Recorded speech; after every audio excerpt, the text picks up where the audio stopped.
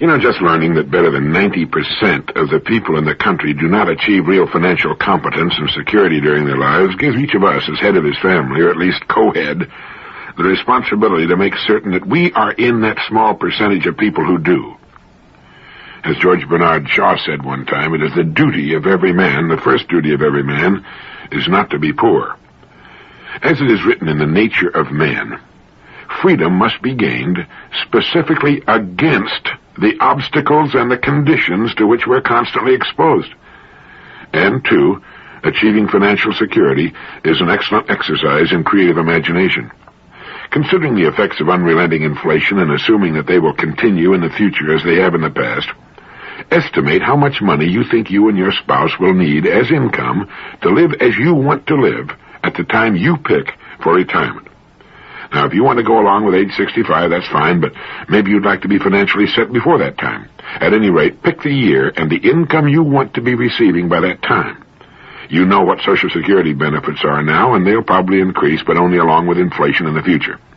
And you want the income coming in whether you're in a condition to work or not, ideally. You want a form of income that does not depend upon your personal services. Now, you know how much you want coming in, and you know the year in which you want it to be there. Your problem is defined, and it's said that a problem defined is half solved. Let's say, too, that you yearn for the simple, uncluttered life, maybe a small, attractive place in Florida or Southern California or Hawaii or maybe Costa Rica or the coast of Spain with a sailboat and the rest of your life to spend wearing an old pair of Levi's and a sports shirt and sneakers. Sound good? Well, it's quite within the realm of possibility. It's a game any number can play. Most people just don't imagine that it's possible, so they remove themselves from competition. Now, here's one excellent formula to use in helping your imagination come up with the idea that best fits your particular likes and talents. First, the problem or opportunity. Problems are unsolved opportunities. Then assess your education, your background, your qualifications. What do you do best? You may want to go right on doing it, but at the same time invest your money in something calculated to give you excellent prospects for growth. As our friend suggests in his book, Squeeze the Eagle Until It Grins, you might want to invest in good real estate, perhaps Florida real estate. Then when you're ready to retire, you can live off your income and just watch your investments.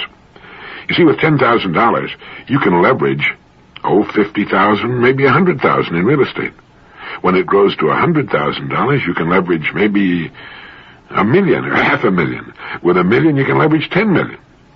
If you're not interested in real estate, remember that each year most people spend 90% or more of their income on products and services. The country's business firms do the same thing. What can you do to earn enough out of all of those many billions of dollars spent every month to live the way you and your spouse want to live? Set aside an hour a day to invest in solving your future financial needs. I recently visited a friend who lives in a beautiful home in Fort Lauderdale, Florida. He brought out a dozen fine, enlarged, beautiful color photographs of his home and grounds, shots from every angle. There were aerial views showing his home situated on the waterway. We commented on how great they were, and he told us that they'd been taken by a man in a small helicopter who had taken them without my friend's knowledge or permission. He had paid about $200 for the set, and they were well worth the money. If he used them only in case he wanted to sell his house, they'd be worth many times what he paid for them. But in the meantime, they were great framed in his family room and in his office. A person could make an excellent income doing no more than photographing homes, and if he happened to like living in Florida and flying around in a helicopter, he'd have an agreeable business indeed. It was an imaginative and successful enterprise for a person who likes and is good at photography. Actually, the photographer could be hired while the entrepreneur simply called on the owners of the homes and sold the sets of pictures. But there are thousands of ideas just as good and not nearly so imaginative. Opportunities go with problems. Violent crimes have increased more than 90% in the last 5 years. Violent juvenile crimes have increased 167% in the last 10 years, according to an article from the Los Angeles Times Service written by David Shaw and Bill Hazlett. We all are sickened by what we read every day in the papers and see on television. What can we do about it? Well, there isn't much the average family can do to change the national situation, other than lead honest and exemplary lives themselves. But the average family can make certain that its home is as safe as money and good judgment can make it. Now, I'd guess that 90% of American homes are ill-protected against criminal marauders. Any thief or psychopath can enter the average home with ridiculous ease in minutes, and they do every day. And that's because practically all builders put cheap junk where there should be excellent first-class hardware on doors and windows. Now, good hardware is available. You can find it on the really fine, expensive, custom-built homes, but most people don't know about it. Practically all families can afford and would gladly pay for such hardware if someone would bring it to their homes and show it to them, displayed perhaps in an attractive case, along with a sales book showing the rate of increase of crime in the country, with newspaper clippings of robberies, rapes, and murders going on every day. The man of the house could install the hardware himself, or he could pay extra for your installer to do it for him. And not just for the doors, but for every window in the house. You know, there's window hardware that locks with a key, and which prevents a window from being opened more than is needed for ventilation. As soon as the would-be intruder finds it difficult to enter, as soon as he realizes he's up against first-class preventive hardware instead of the dime-store junk he's used to, he'll move on to easier pickings. Such hardware could be sold in any sizable community. In order to get it for my own home, I had to go to a great deal of trouble, do extensive research, make a couple of trips, and make dozens of phone calls. Whatever it is you have a knack for, or like very much to do, there's a way to turn it to substantial profit and financial independence. But it takes something that not one person in 1,000 will seriously tackle. It takes thought, time set aside for serious thought. Judge Learned Hand once wrote, that we never see, save through a glass darkly, and that at long last we shall succeed only so far as we continue to undertake the intolerable labor of thought, that most distasteful of all our activities. But hard as it is, distasteful as it may be, we need only do it until we've solved our own particular problem, and we solve our own particular problem by being of service to others. They have everything we want, and will gladly share it with us, as we've said before, if we'll help them solve their problems. As we mature in our adult lives, our income should meet our thoughtful requirements. By establishing quality and simplicity as the guidelines of our lives, the income necessary to live a very good, full life can be surprisingly small. It should meet our qualifications, whatever they are, and that's our business. And any person can see to it that he has the income he wants all the years of his life and lives where he would like most to live. The number of business executives and managers who wind up behind the financial 8-ball should be something of a source of amazement to us all. Here are professional problem solvers who find they can't solve one of life's most important problems.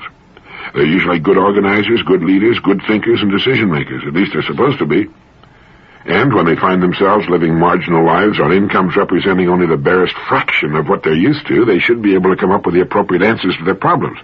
If necessary, they can organize an entirely new business firm, providing some sort of needed product or service. With their experience and training, with all that time on their hands, such an endeavor should have every chance of success. However, should it fail, they'll probably be no worse off than before, and they can try again. It will also give them something exciting to fill their time, keep them in the swim of things. You know, Henry Ford was pushing 50 when he got started in the automobile business. A friend of mine started a brand new company when he was 65 and watched it grow during his lifetime to a $300 million a year institution. In fact, following retirement, it's quite possible for a person to do much better than he did during his regular working career.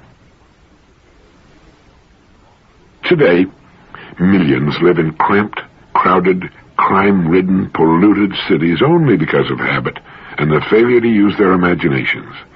You'll hear people say, but what if everybody suddenly pulled up stakes and took off to some sunny, agreeable place to live? That's a ridiculous comment. The fact is that not everybody will. Everybody can, but everybody won't. If more people would, we'd see a more rapid decentralization of industry and a resulting better distribution of what's now a fairly stable population.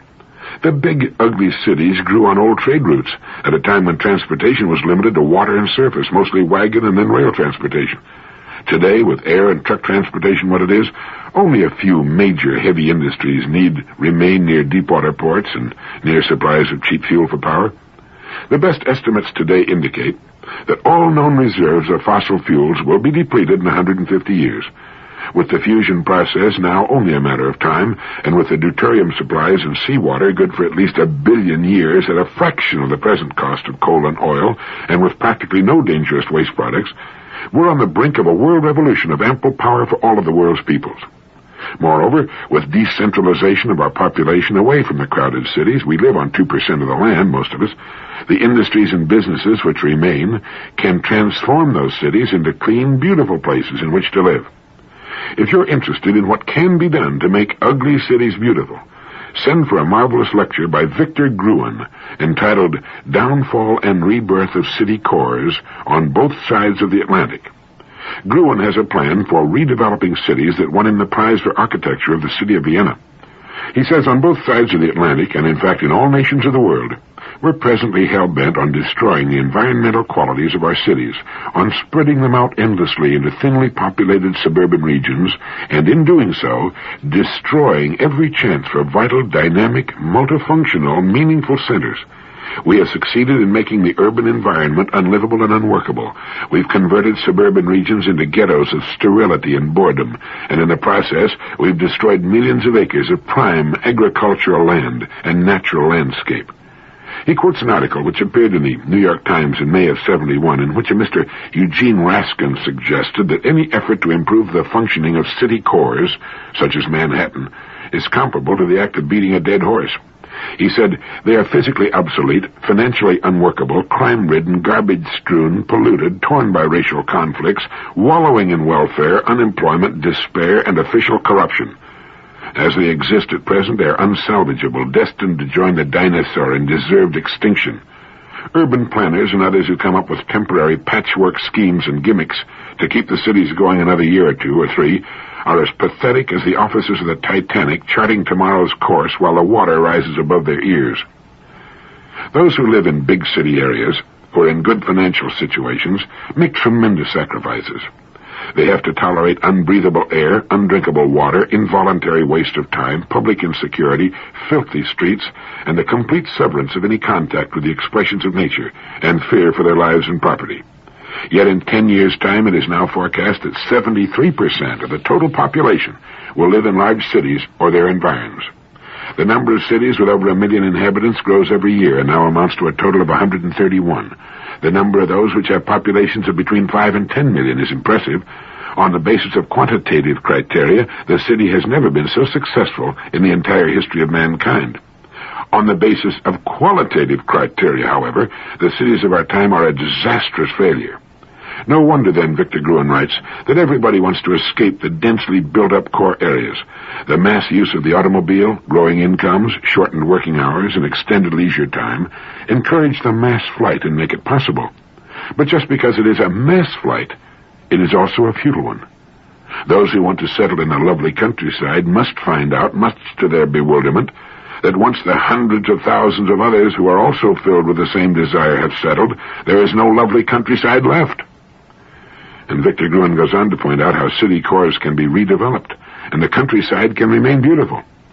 You can get his entire lecture by just sending $1 to the Victor Gruen Foundation for Environmental Planning, 315 North Beverly Glen Boulevard, Los Angeles, California, 90024. But our remaining in such environments will not help them. As Lewis Mumford suggested, each one of us, as long as life stirs in him, may play a part in extricating himself from the power system by asserting his primacy as a person in quiet acts of mental or physical withdrawal. We can beat the problem through that most distasteful of all our activities, the intolerable labor of thought.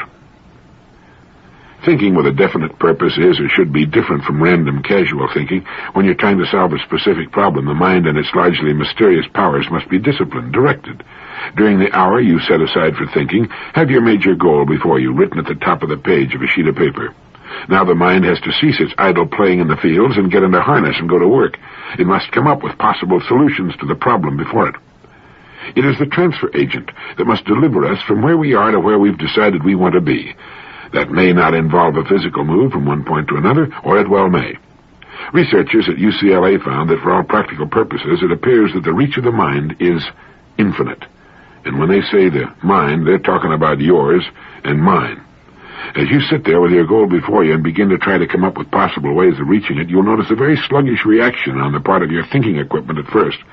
Creative people are familiar with this phenomenon. Like a child resting or at play, the mind resents being called to task and responds sluggishly like oil in sub-zero weather. Usually when it acts that way, most people simply let it go back to sleep. It has learned through many years of inactivity that hard work is not a part of life at all. Here it's important that you stay with it. Like doing push-ups for the first time, not much happens, and the results are disappointing, if not embarrassing. But daily effort soon finds us doing with ease what was at first difficult and awkward. Write down any thoughts the mind passes along. Do not be discouraged, no matter how trivial your first efforts may be, if you haven't done this before. You're prospecting an exceedingly rich soil, and it may come up with a strike the first time out. It isn't likely, but stay alert and examine with great care the ideas produced by your first sessions. Sometimes an idea which appears worthless at first can be turned around or inside out or combined with another idea to form a winner. Just as important as the ideas produced by these first sessions is the extremely important function you're performing. Each day, as you look at your goal and begin your disciplined thinking, you're placing the idea of your goal in your subconscious mind. Like the incredibly rich soil it is, it accepts the idea as a seed. Planting the seed once at a single session will probably not plant the seed deep enough or guarantee its germination. The seed must be planted again and again before germination takes place and it begins to grow in the subconscious mind. And while you're trying to pull ideas out of the top of your mind, a far greater wisdom is going to work below the surface. These think sessions accomplish two important jobs. One, they force the mind into disciplined control and form the habit of disciplined thought, and produce ideas, some of which may be very good. And two, they plant the seed of your goal deep into your subconscious mind and cause it to germinate and take root. It's the second function that will virtually guarantee you're reaching your goal. You may later rue the day, but reach your goal you will. As someone has said, be choosy what it is you set your heart upon, for if you want it strongly enough, you'll get it. Here it all hinges on the wisdom and maturity of our decisions. Then, forcing the mind to think and come up with answers for a definite period of time every day sets the great subterranean forces to work. And they'll go on working all day while you're doing other things and all night long while you're sleeping. That's how you get the real hidden power of your mind and imagination to work. You've given it a specific job to do in the setting of your goal, and it can marshal massive, computer-like memory banks and countless extrapolations and permutations, trying 1,000,000 possible pieces to the puzzle you've given it. And at the same time, another very subtle action is taking place. You're changing. Subtle shifts in your personality and attitudes, your manner, your whole being are underway as you're being readied for the accomplishment of your goal. And as you think about the goal you're working toward, it moves farther and farther into the realm of possibility. Gradually, instead of being what might at first have seemed like a little wild daydream, it begins to make more and more sense. It begins to take on legitimate, concrete form. And finally, one day, when you least expect it, when the mind is at leisure, the idea will appear. It will slip into the edge of your consciousness so unobtrusively that, like a sly party crasher, you will be only vaguely conscious of it. But then, incredibly at first, then with mounting exhilaration, you'll see it for what it is, the idea you've been looking for. And if your goal is to live the simple, uncluttered life in some idyllic spot, you can achieve it. You can have your cake, and you can eat it too. You can, through the use of your imagination, do what you want to do, where you want to do it. You are under no constraint other than habit and self-doubt to suffer in one part of your life for success in another part. You can succeed in all parts. For those who are not ready to begin uncomplicating their lives, there are 1,000,000 things calling for attention, opportunities everywhere. Every listing in the yellow pages of the telephone directory represents a business opportunity because not one of the businesses listed is being operated as well as it can be, as it may one day be operated. At the same time, let's remember those worthwhile guidelines, quality and simplicity. It's really quite surprising what we can do without and still live a richly satisfying life. We've been engaged for some time now in a national debauch of senseless consumerism in this country. Just as we eat twice what we need for good health, we often purchase twice what we need in the way of things which end by owning us, tying us down, worrying us as we try to maintain or keep from losing them in one way or another. I think what we're seeking is freedom. Freedom from things, as well as the opinions of others. It's amazing how people love to complicate their lives. Several years ago, a friend of mine played a trick on his wife that changed her life and his too. Over the years, his wife had formed the habit, and it's an easy one to form for a man or a woman, of shouting at the children in the morning as she tried to herd them off to school. She screamed at them to get up and get dressed, to come to breakfast, to get ready for school, to catch the bus. It was a scene no doubt duplicated in thousands, perhaps millions of homes every morning. But it left my friend John, his wife, and the children pretty badly shaken every morning, with nerves jangling and a great desire to get as far from that house as possible in the shortest possible time. Each morning, John found himself heaving a sigh of relief as he left the wild confusion and noise of his home for the relative quiet of the drive to the office. And on one such drive, he got an idea that he felt might help subdue somewhat the nerve-shattering cacophony of his mornings. So the next morning, without his wife's knowledge, John hid a tape recorder and microphone in the kitchen with the volume turned up. All through the frenetic tableau of shouting and imprecations, the silent machine recorded every word, every sound. Then, when the children had gone off and his wife was sitting limply in her chair with a cup of coffee, getting her breath back from her morning drill master duties, John played it back to her. For a few moments, his wife looked at him in curious amazement. Then she suddenly realized that the strident, shouting, barking, unhappy voice was her own. For the first time, she heard herself as she sounded each morning to her husband and children, her face framed with wounded embarrassment as the awful sound of her own voice again filled the kitchen. And long before it was over, she had put her head in her arms and was crying her heart out. John turned off the tape recorder and put his arm around her, and when she raised her tear-streaked face to look at him, it was filled with resolve, and she said quietly, "John, I'll never make another sound like that as long as I live." The next morning, the neighbors must have thought this family had left town. The children were dumbfounded but delighted. Their mother was smiling happily. She spoke to them in normal, well-modulated tones. Everything went off like clockwork. And when the children, still dazed by the smiling stranger who looked like their mother, had left for school, John and his wife sat smiling over their coffee. He later said she told him that she'd never be able to thank him enough for bringing home that tape recorder. The great majority of people haven't the faintest idea of the image they project for the world to see and hear. That's why football coaches show their players the films of the preceding week's game. If you want to improve your golf, get someone to videotape your swing. See yourself as you really look, and you can see where you can improve, where you can perhaps slow down and become steadier, more rhythmical. But if you want to have some fun, surreptitiously record the voices of your family at mealtime. That includes your own. You'll all find it a very interesting experience, and it can be hilariously funny. Some time back, Thomas J. Fleming wrote a piece for Life magazine that had to do with an interview he had with Dr. Frederick J. Godet, director of the Laboratory of Psychological Studies at Stevens Institute of Technology. Dr. Godet is an expert on labor problems and absenteeism. Through his studies, it seems that Dr. Godet has become intimately familiar with germs, their oddities and strange habits. He discovered, for example, that germs can feel and act. He said studies show germs can tell one day of the week from another. They're aware of payroll accounting procedures and can even tell if an employee is happy or not, or if a boss is a kind or mean person. The doctor learned all of this while working on the problem of absenteeism, which costs the nation something in the neighborhood of $7 billion a year. It was discovered, for example, that while humans work a 5-day week with the weekend off, germs work just the reverse. Thursdays and Fridays are virtually germ-free days in industry, but the germs really go to work over the weekend and lay low hundreds of thousands of employees who don't show up on Monday. Yet in certain companies, the germs lay low on Thursdays, but go after the employees on Fridays.